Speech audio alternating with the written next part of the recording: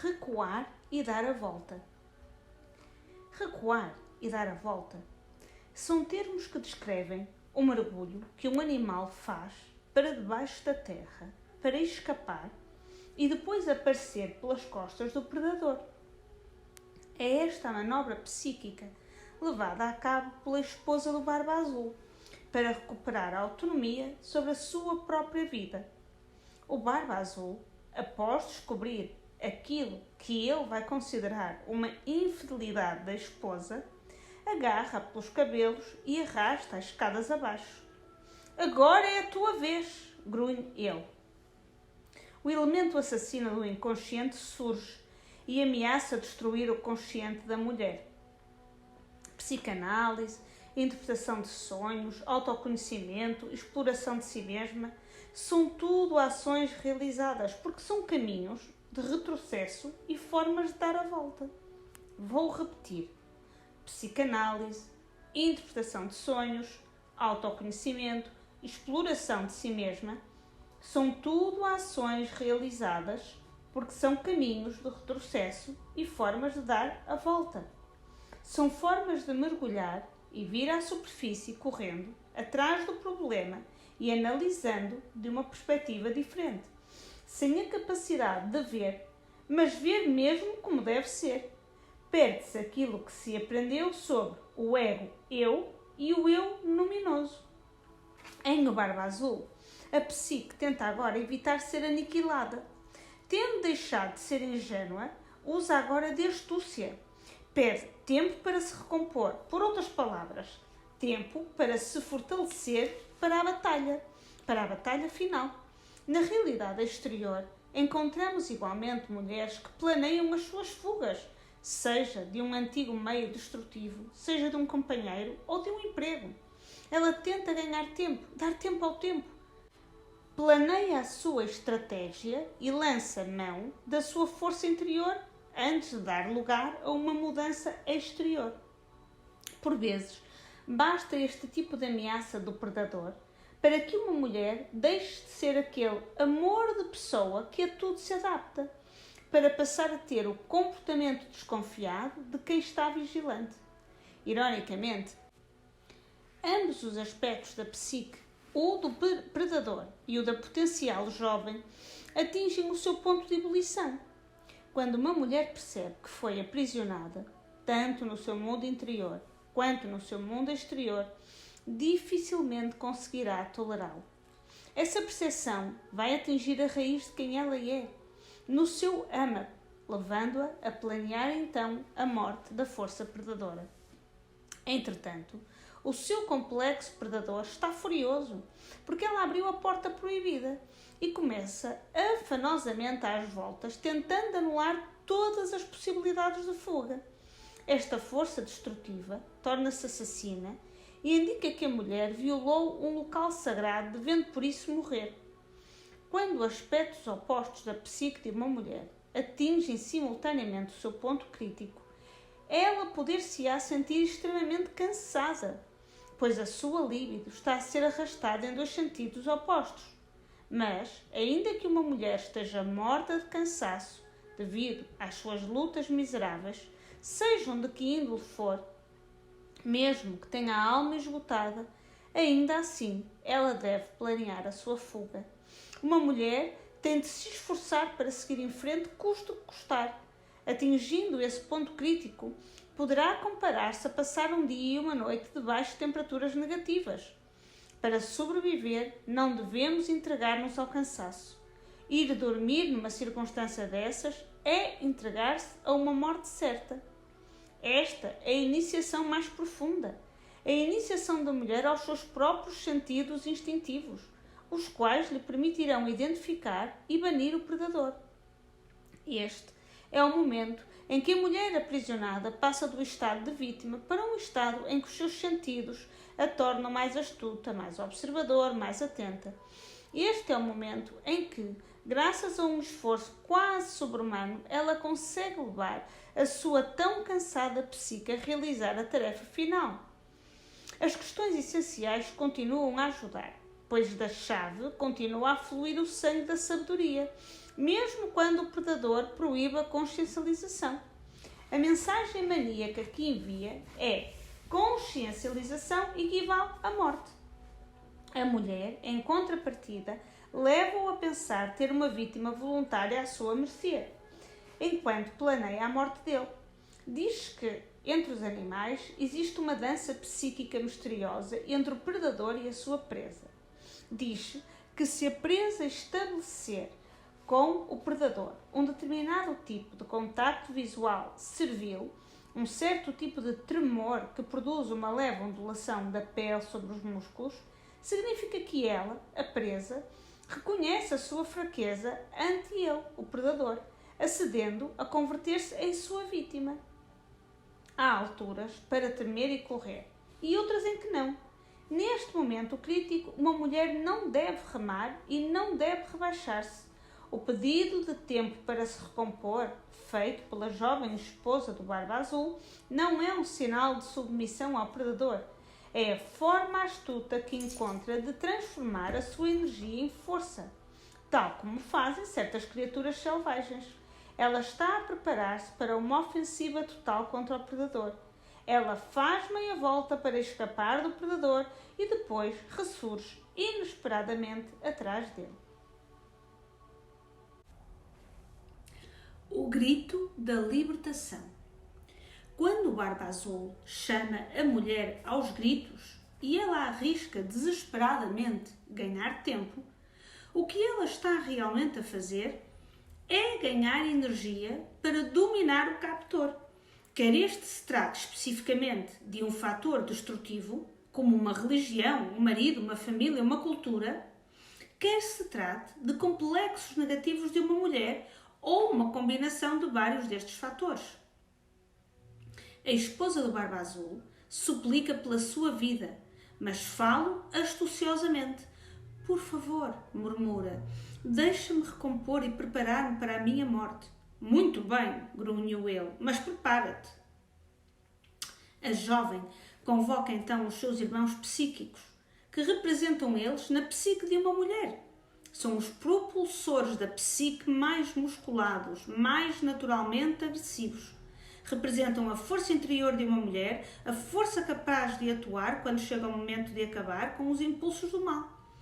Embora este atributo seja aqui retratado pelo género masculino, ele pode ser retratado por qualquer um dos géneros e também por coisas sem género necessariamente específico, como por exemplo uma montanha que se fecha sobre si mesma para não deixar entrar o intruso, ou o sol que baixa por um instante para estorricar o saqueador.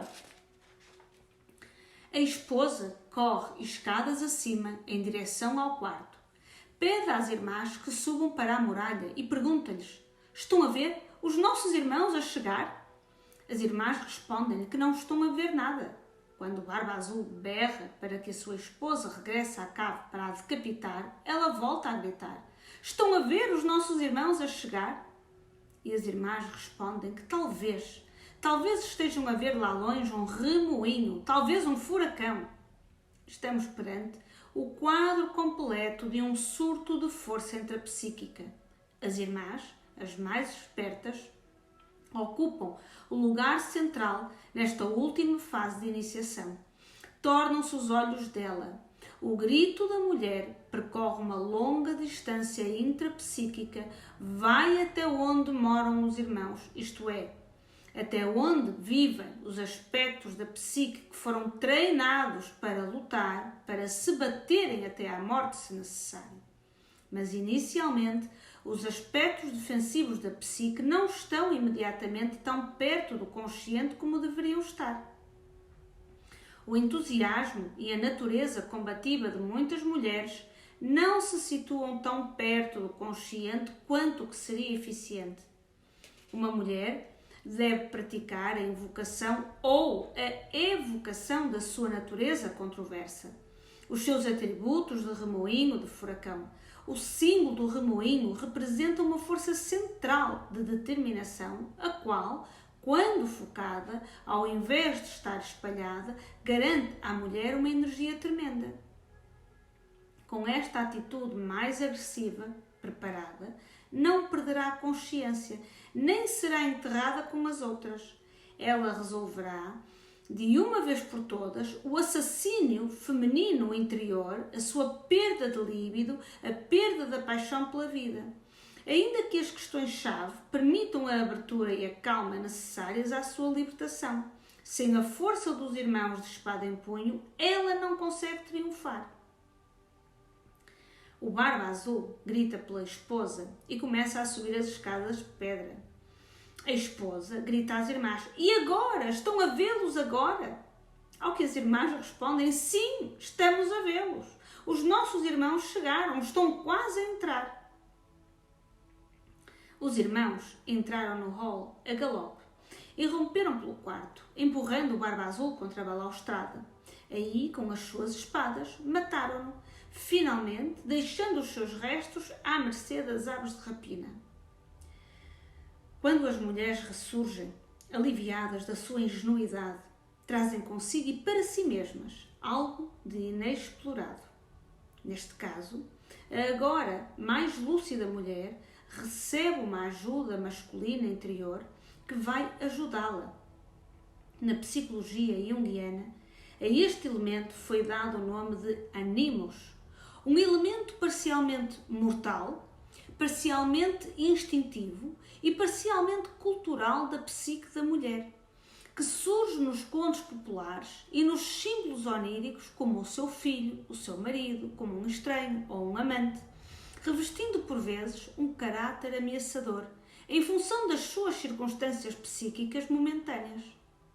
Esta figura psíquica é particularmente valorizável porque está investida de qualidades que não são tradicionalmente atribuídas às mulheres, sendo a agressão uma das mais comuns.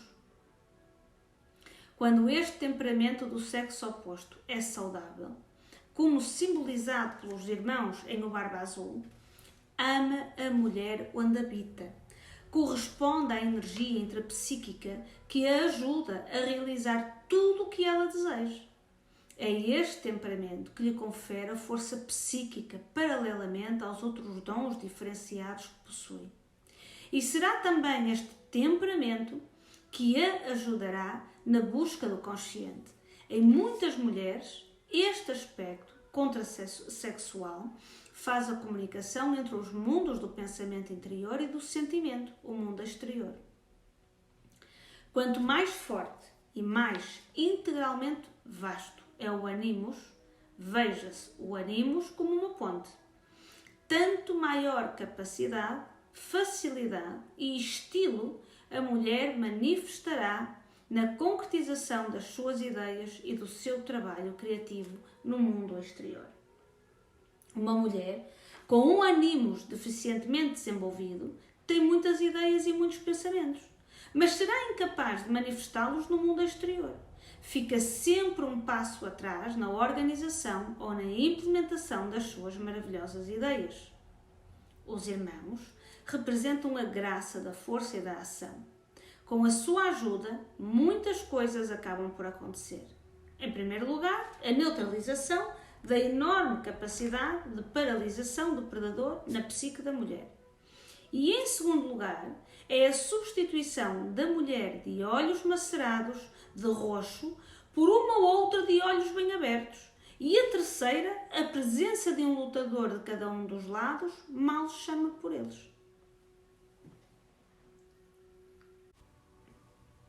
Os devoradores de pecados. O Barba Azul é, sob todos os aspectos, um relato cortante sobre rupturas e reencontros.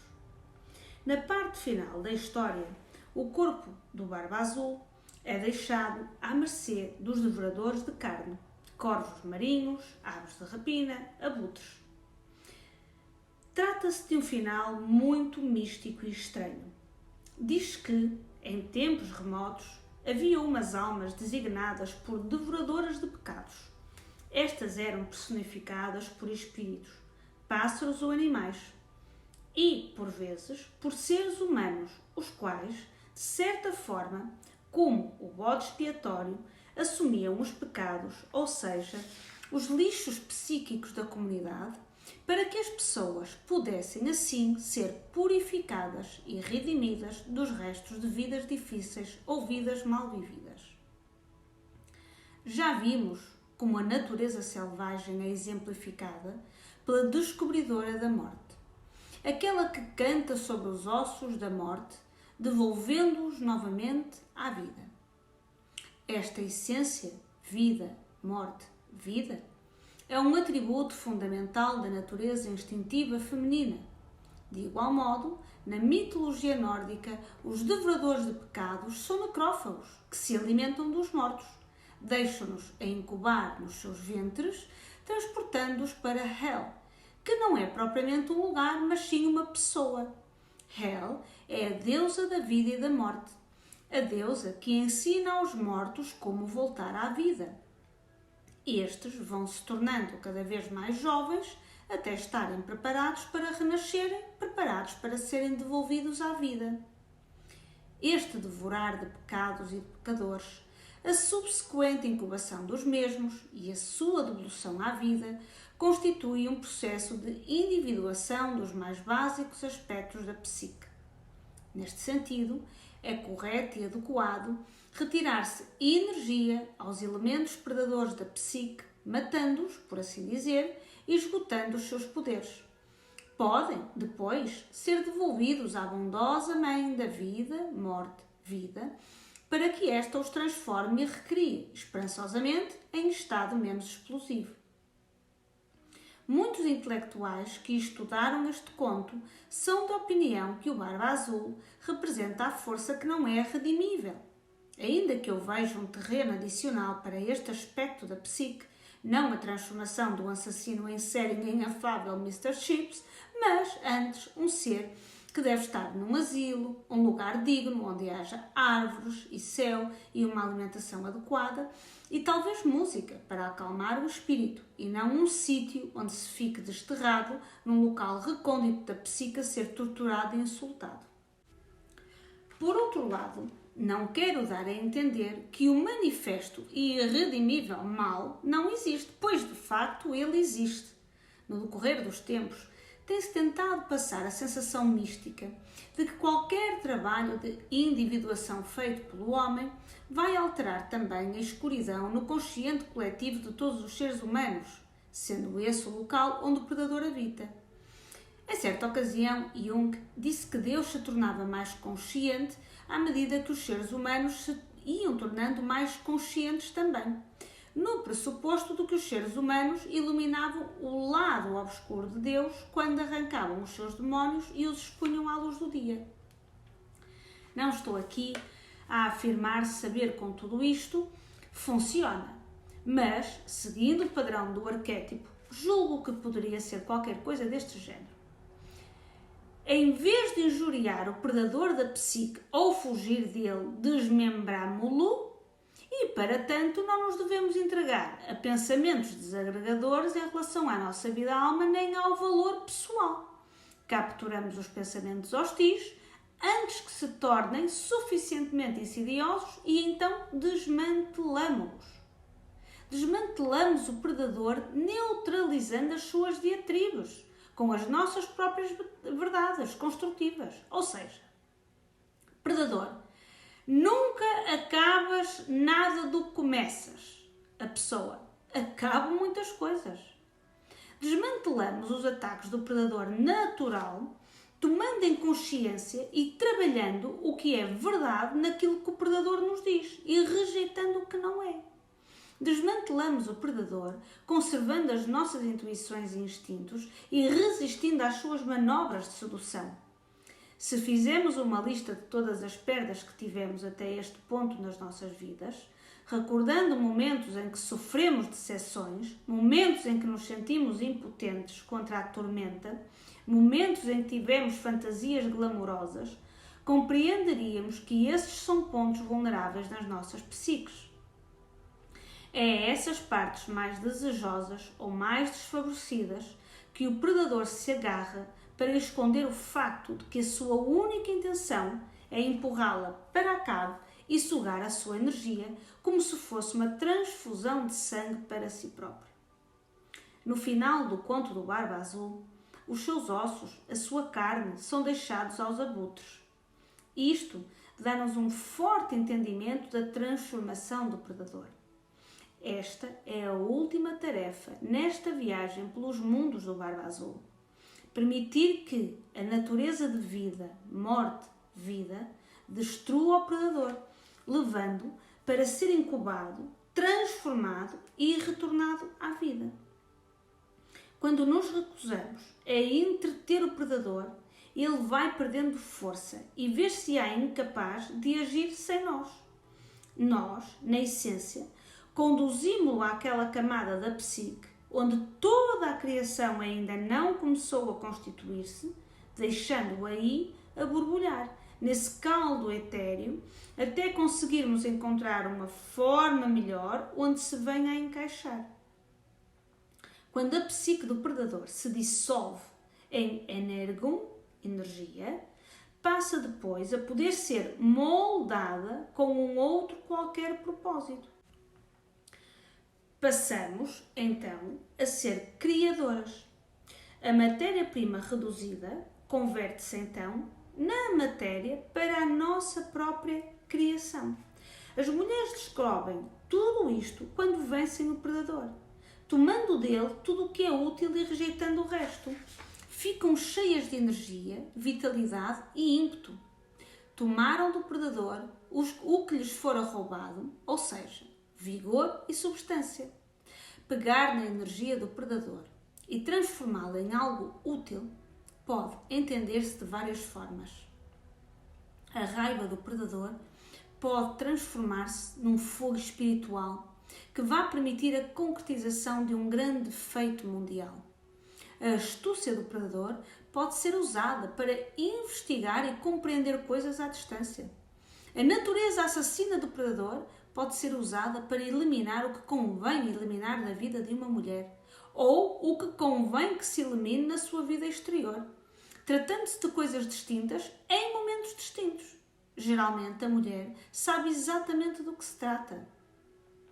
Aproveitar as partes do Barba Azul é um pouco semelhante a aproveitar as partes medicinais do letal meimendro ou os elementos curativos da venenosa beladona, utilizando-os cuidadosamente para ajudar ou curar. Ainda que o predador tenha deixado algumas cinzas que um dia, inevitavelmente, se reerguerão para a vida, isso ocorrerá sempre de forma muito mais reduzida, muito mais reconhecível e com muito menos poder para iludir e destruir, já que a pessoa lhe terá retirado muitos dos poderes que ele usava de forma altamente destrutiva, aproveitando estes poderes para coisas úteis e relevantes.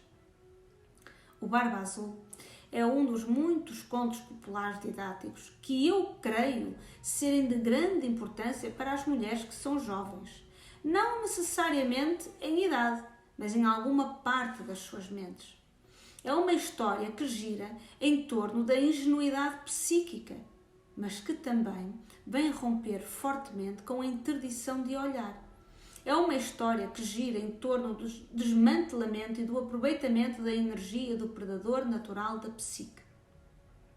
Creio que os contos populares têm como objetivo repor a vida interior novamente em movimento. O conto, o Barba Azul, é um lenitivo particularmente importante a aplicar quando a vida interior de uma mulher está amedrontada, bloqueada ou encurralada. As soluções da história diminuem o medo, provocam descargas de adrenalina nos momentos oportunos e, o mais importante para o eu ingênuo aprisionado, abrem portas em paredes anteriormente estanques. Mas talvez o mais importante seja o facto de o conto O Barba Azul promover ao consciente a chave psíquica, a capacidade de levantar todo e qualquer tipo de questão sobre nós próprias, a família, os nossos projetos e toda a vida que gira à nossa volta. Então, tal qual um ser selvagem que tudo fareja, tudo cheira, por cima, por baixo, por todos os lados, para descobrir do que se trata, uma mulher tem a liberdade de procurar respostas verdadeiras para as suas perguntas mais profundas e obscuras, tem a liberdade de arrancar os poderes da coisa que a atacou e de transformar esses poderes que foram anteriormente utilizados contra ela, como melhor lhe convier em seu próprio benefício. É a isso que se dá o nome de mulher selvagem. O homem no escuro, nos sonhos das mulheres. O predador natural da psique está presente não apenas nos contos de fadas, mas também nos sonhos. Existe entre as mulheres um sonho de iniciação universal. Um sonho tão comum que é raro uma mulher chegar por volta dos 25 anos sem o ter experimentado. Este sonho, geralmente, faz com que as mulheres acordem de um salto, como quem lutou toda a noite e ansiosas. O padrão do sonho é o seguinte: a sonhadora está sozinha, geralmente na sua própria casa. Lá fora, no escuro, um ou dois homens andam a rondar sorrateiramente. Assustada, marca o número de telefone da emergência para pedir ajuda. Subitamente, apercebe-se que o intruso está no interior da casa com ela. Pode até já estar quase a tocá-la e ela não consegue marcar o número da emergência. A sonhadora acorda derrompante e com uma respiração estridente e com o coração a saltar do peito, a bater como um tambor. Há um aspecto físico forte no facto de sonhar com um homem no escuro. O sonho é muitas vezes acompanhado de suores, lutas, respiração ofegante, coração palpitante e, por vezes, gritos e gemidos de terror por parte da sonhadora. Poder-se-á dizer que o criador do sonho transmitiu mensagens subtis à sonhadora, enviando-lhe agora imagens que abalam o seu sistema nervoso, neurológico e autónomo, comunicando assim a urgência do assunto. Os antagonistas deste homem no escuro, do sonho, são geralmente, segundo as próprias palavras das mulheres, terroristas, violadores, bandidos, nazis de campos de concentração, saqueadores, assassinos, criminosos, patifes, homens maus, ladrões. Há alguns níveis de interpretação de um tal sonho em função das circunstâncias da vida e dos dramas interiores que rodeiam a mulher. Por exemplo, um sonho destes é frequentemente considerado um indicador fiável de que o consciente de uma mulher, como se passará com uma jovem, está apenas a ganhar conhecimento do predador psíquico inato. Há outros casos em que o sonho é um arauto. A sonhadora acabou de descobrir, ou está prestes a descobrir e a começar a libertar, uma função esquecida e cativa da sua psique. Há ainda outras circunstâncias em que o sonho pode estar relacionado com uma situação cada vez mais intolerável da cultura exterior à vida pessoal da sonhadora, situação na qual se vê obrigada a lutar ou a fugir. Em primeiro lugar, vamos tentar compreender as ideias subjetivas a este padrão repetitivo, respectivamente aplicadas à sua vida pessoal e à vida interior da sonhadora. O sonho do homem no escuro revela à mulher a situação difícil com a qual tem de se confrontar. O sonho anuncia a atitude cruel que se abate sobre si própria, personificada pelo bandido. Tal como a esposa do Barba Azul, se a mulher conseguir chegar conscientemente à pergunta-chave relativamente a esta questão, respondendo-a com honestidade, conseguirá libertar-se. Nessa altura, os assaltantes, os que andam por ali à espreita e os predadores da psique exercerão sobre ela uma pressão muito menor. Acabarão por se deslocar para uma camada distante do inconsciente. A essa distância ela conseguirá lidar conscientemente com eles ao invés de entrar em situação de conflito. O homem no escuro, nos sonhos das mulheres, surge quando está iminente uma iniciação, ou seja, uma mudança psíquica de um nível de conhecimento e comportamento para um nível mais amadurecido ou mais enérgico do conhecimento e ação.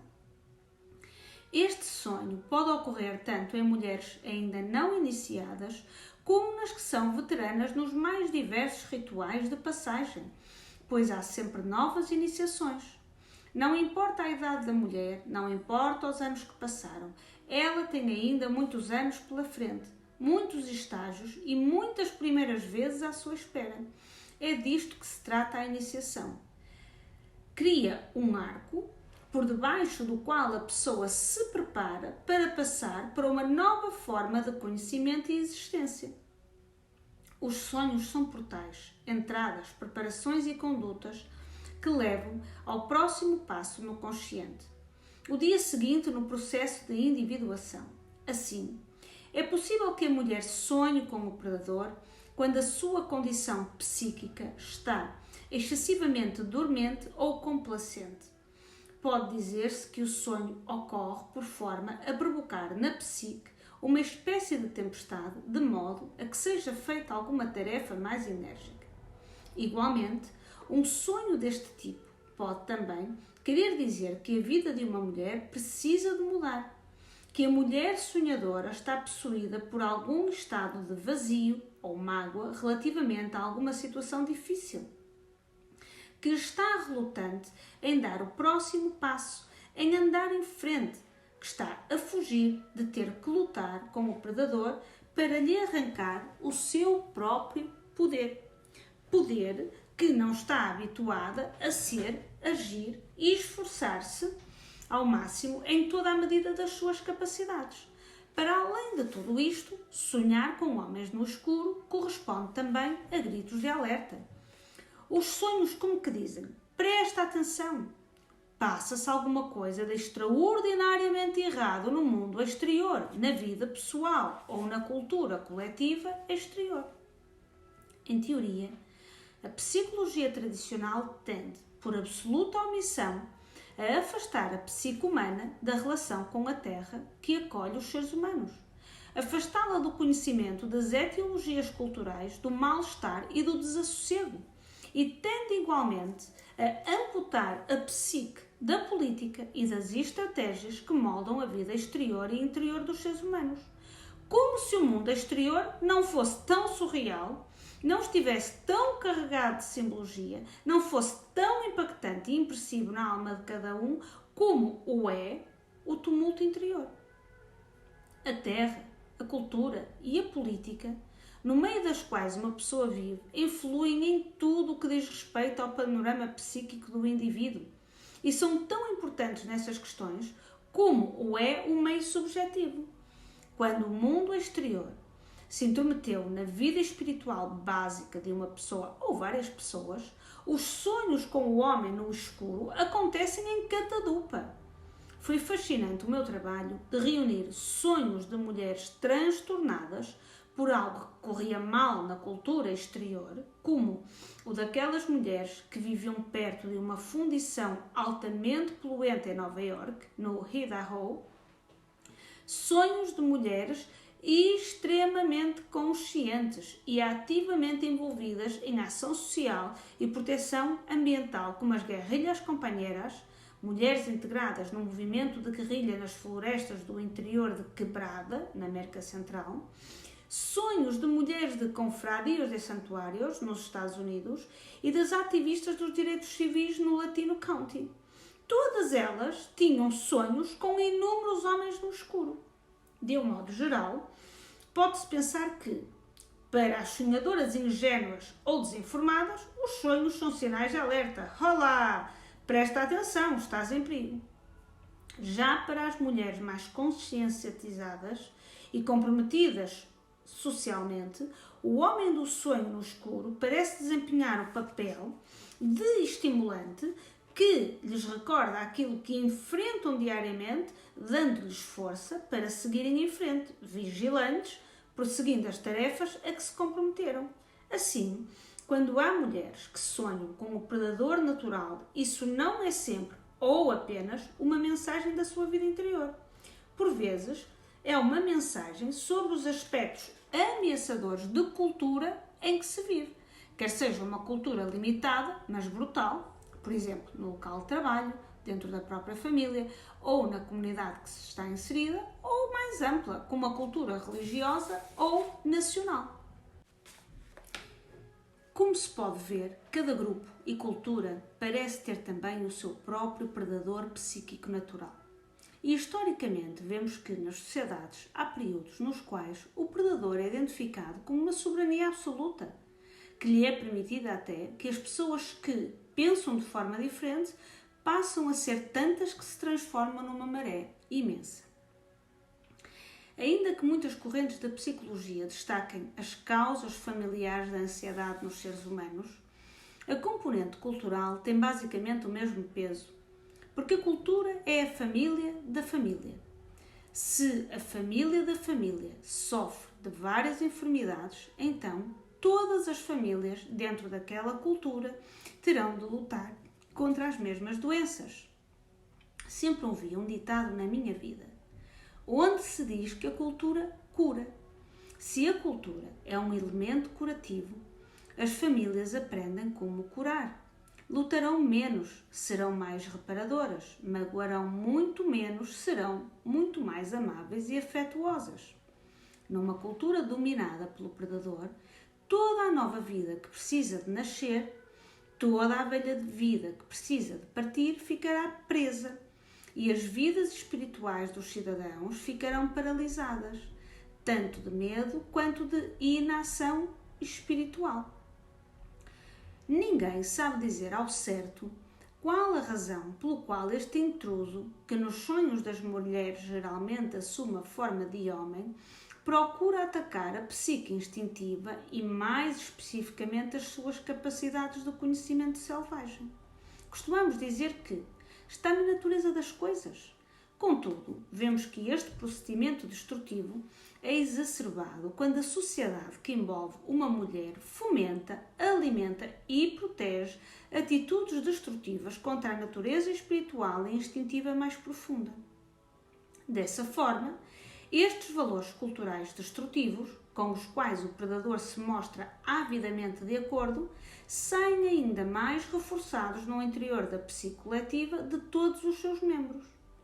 Quando uma sociedade exorta o seu povo a desconfiar e a afastar-se da vida instintiva profunda, é então fortalecido e acelerado um elemento autopredatório em cada psique individual. Contudo, mesmo numa cultura opressiva, quaisquer que sejam as mulheres onde a mulher selvagem ainda habite, prospere ou até brilhe, far-se-ão perguntas-chave, não só as consideradas úteis para nos conhecermos melhor, mas também perguntas sobre a nossa cultura. O que está por detrás destas proscrições a que assisto no mundo exterior? Que parte boa ou útil do indivíduo, da cultura, da terra, da natureza humana, foi morta ou jaz moribunda? Conforme se vão analisando estas questões, a mulher consegue agir de acordo com as suas próprias competências, com os seus próprios dons. Abraçar o mundo e interagir com ele de forma inspirada e com sentimentos fortes é uma demonstração poderosíssima do espírito selvagem. Esta é a razão pela qual se deve preservar a natureza selvagem nas mulheres e, em certas circunstâncias, preservá-la com cuidado e vigilância, de modo a que não seja subitamente sequestrada e estrangulada. É importante alimentar esta natureza instintiva, dar-lhe guarida, promover o seu desenvolvimento, pois, mesmo nas condições culturais familiares ou psíquicas mais restritivas, o imobilismo é muito inferior em mulheres que se mantiveram ligadas à natureza instintiva selvagem e profunda. Embora uma mulher sofra danos se for aprisionada e ou convencida a continuar inocente ou submissa, resta-lhe ainda energia suficiente para vencer o captor, para fugir dele, para o neutralizar e, eventualmente, para o despedaçar e ainda tirar dele proveito para fins construtivos.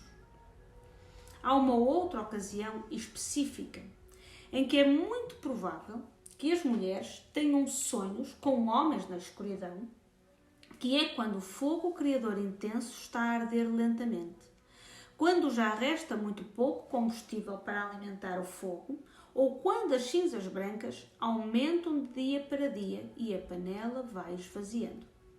Estas síndromes podem ocorrer mesmo quando se trata de veteranas da nossa arte, bem como quando começamos pela primeira vez a aplicar os nossos dons exteriormente.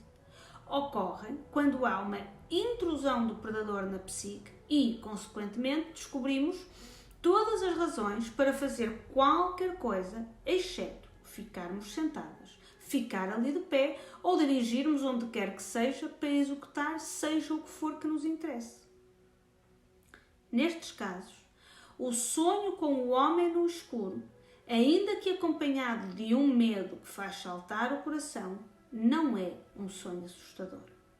É um sonho muito positivo sobre a conveniente e oportuna necessidade de despertar para o movimento destrutivo que se está gerando dentro da própria psique, despertar para aquilo que está a consumir o fogo da pessoa que se está a imiscuir no próprio vigor, roubando-lhe lugar, espaço e tempo, o território para a criação.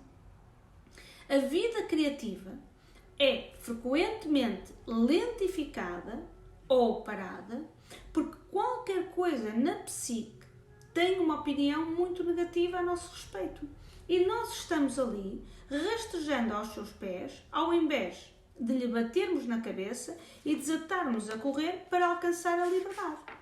Em muitos casos, o que é necessário para corrigir a situação é que nos tornemos muito mais a sério do que temos feito até ao momento e que o façamos igualmente quanto às nossas ideias e às nossas competências. Devido a grandes quebras na ajuda matrilinear e patrilinear no decorrer de muitas gerações, esta questão da valoração da vida criativa de cada um, ou seja, a valoração de ideias absolutamente originais, belas e artísticas originadas a partir da alma selvagem, tornou-se uma questão perene para as mulheres. Nas minhas consultas, assisti muitas vezes a poetas que atiravam para o sofá páginas da sua obra como se a sua poesia fosse lixo em vez de um tesouro. Vi artistas que traziam os seus quadros para a sessão e, ao entrar na sala, os deixavam bater com toda a força contra a porta, golpeando-os. Vi um brilho faiscante nos olhos de certas mulheres, ainda que estivessem a tentar disfarçar a sua fúria, por perceberem que outras são capazes de criar e que elas, por qualquer razão, não são. Ouvi todo o tipo de desculpas que só as mulheres podem arquitetar. Não tenho talento, não sou importante, não tenho estudos, não tenho ideias, não sei como, não sei o quê, não sei quando. E a mais insultuosa de todas, não tenho tempo. Tenho sempre vontade de virá-las de cabeça para baixo e sacudi-las, até que digam que estão arrependidas e me prometam que nunca mais voltarão a inventar falsidades daquelas.